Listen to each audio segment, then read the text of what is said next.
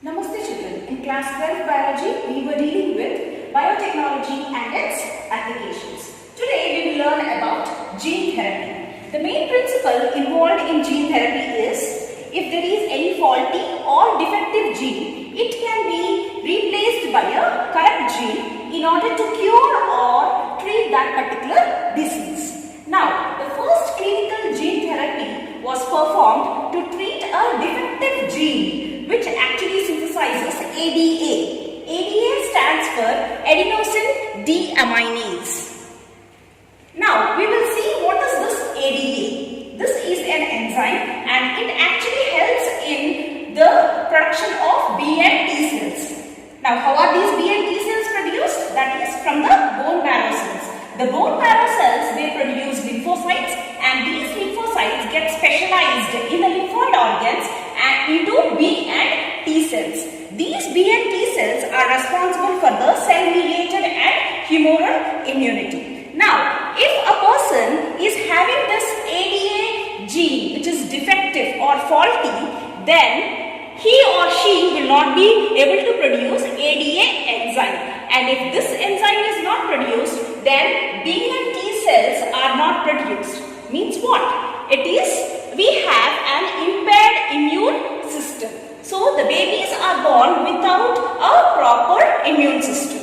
And such a condition is called as SCID. SCID stands for Severe Combined Immunodeficiency. So this gene therapy technique was actually first performed on 4-year-old girl in the year 1990. In this technique, the scientists have actually isolated ADA synthesizing gene. They have isolated ADA synthesizing gene and has incorporated that into the patient's lymphocytes. So these lymphocytes are taken from the patient herself. Okay, so the gene has been introduced into these lymphocytes. Now these lymphocytes containing the ADA synthesizing gene are infused into her bone marrow cells. Then the bone marrow cells have produced B and T cells.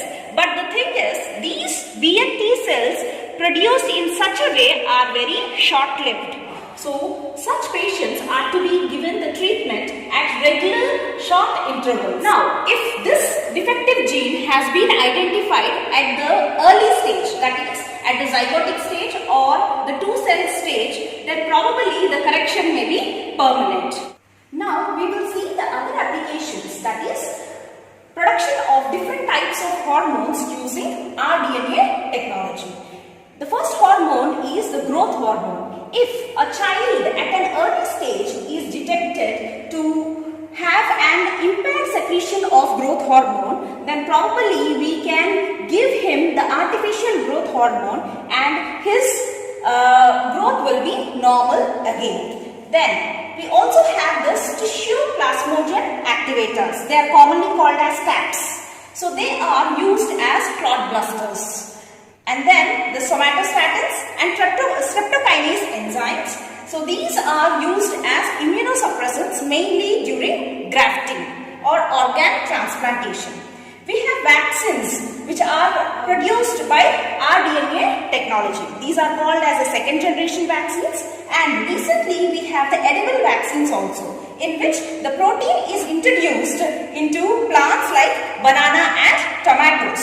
So this avoids the contamination of the vaccine and also gives us the easy inoculation of the vaccine into the children. Now we are left out with one more technique, that is ELISA. ELISA stands for Enzyme Linked Immunosorbent Assay. This works on the principle of antigen-antibody reaction. So this technique was introduced by a group of scientists in which the first group actually consisted of Engel and the Perlman, and the other group were Wieman and Scrooge.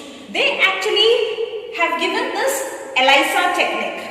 Now, for example, if we want to know a person is HIV positive or not, this technique can be easily used. Before that, we will be just knowing about the structure of the HIV virus and how it actually attacks the other helper T cells.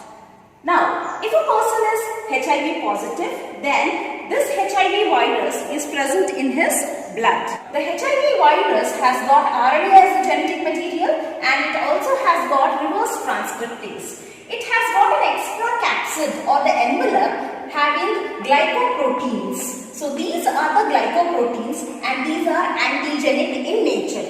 But our body is unable to produce antibodies against these antigens. It is because these glycoproteins, which are called as GP120, are masked. So because of this, our lymphocytes are unable to identify this as an antigen. Now, when this RNA enters into the host cells, that is, when this HIV virus want to infect any lymphocytes, then it forms a channel between the HIV virus and the host cell.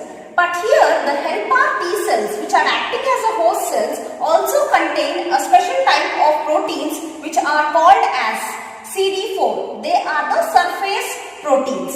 So there is a channel formed between the GP120 antigens of the virus and the CD4 proteins. So during this time, when the RNA is being injected into these lymphocytes, the GP120 gets unmasked and there is a channel which is formed between these two proteins. Then only the RNA passes on from the HIV virus to the lymphocytes. Soon after the transmission of RNA has taken place into the host cells, this channel gets broken down and ultimately it gets masked again. So the exposure of the antigen to the lymphocytes is very less. Probably it is for only few seconds. So this time is not sufficient for the helper T cells to produce the respective antibodies.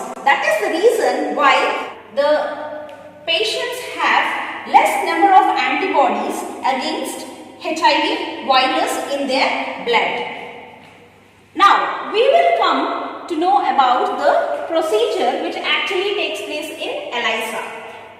In this, there is a polystyrene microtiter plate with wells. These depressions are called as the wells. So, these wells are exposed to GP120, the antigen, and this gets absorbed onto the surface of these wells.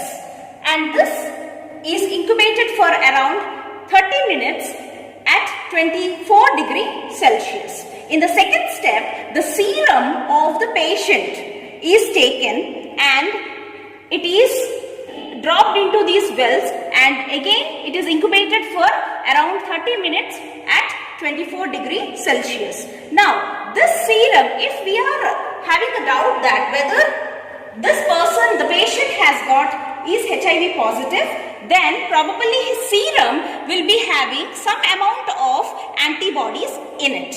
Then these antibodies come and adhere to this antigens. So here antigen-antibody complex is formed. After 30 minutes, the serum is discarded and in the third step, a special enzyme called as alkaline phosphatase is poured into this wells. So this alkaline phosphatase has got a special property, that is it attaches to only antigen-antibody complex, and this is also again incubated for 30 minutes at around 24 degrees Celsius. Later on, after 30 minutes, this enzyme is also discarded. Now these wells are placed in the spectrophotometer, which actually tells us which wavelength is being absorbed and which wavelength is being reflected. So here, when we place such type of wells in spectrophotometer, then it absorbs a particular wavelength, showing that there is a colored complex which is formed. This colored complex is nothing but the antigen-antibody enzyme complex. So, if this complex is seen, then that means that that person is HIV positive. Yes? Now, this test will be repeated after 2 to 3 weeks again. and by that time the person will be developing more amount of antibodies in his blood, giving more intense colored complexes, that is the antigen antibody enzyme complex, and confirming that he is HIV positive. Even other diseases like TB are also identified by using this ELISA technique. It only works on this antigen antibody reactions. So with this we have completed the applications of biotechnology in the field of medicine. In the next video we will be seeing about applications of biotechnology in the field of agriculture. Thank you.